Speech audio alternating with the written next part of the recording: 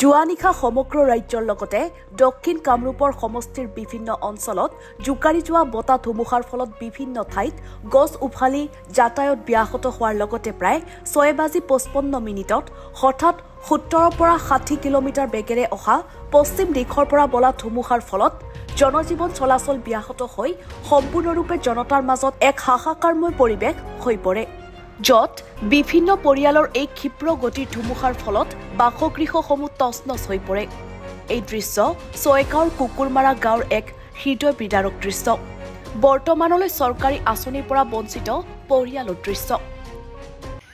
যোৱা ৰাতি আমাৰ বতাহে ঘৰ দুৱাৰ ভাঙি গৈছে, চালিয়া উৰাই নিছে। তাৰপিছত তাৰোপৰি আমি ৰাতি খাটৰ তলত সোমাই ৰ'লোঁ। তাৰ পৰা ওলাই আহিলোঁ, ওলাই আহি ধুমুহাতে পৰিলোঁ। তাত পাকঘৰ ভালে আছিল, পাকঘৰৰ ভিতৰে গ'লোঁ। তাতো অলপমান ধুমুহাই আক্ৰমণ কৰিছিল। তাৰপিছত তাৰ পৰাও ওলালোঁ, ওলাই তাৰ পাছতে আৰু বতাহটো অলপ কমি গ'ল, বৰষুণ কমিল, এনেকৈ মানুহ ভৰ্তি হ'ল।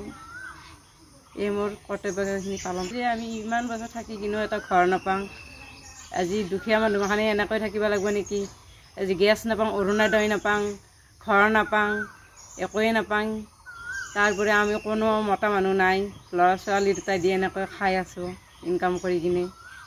ছয়গাঁৱৰ পৰা ধ্ৰুৱজ্যোতি দাসৰ ৰিপৰ্ট, এনি ভাৰত 24।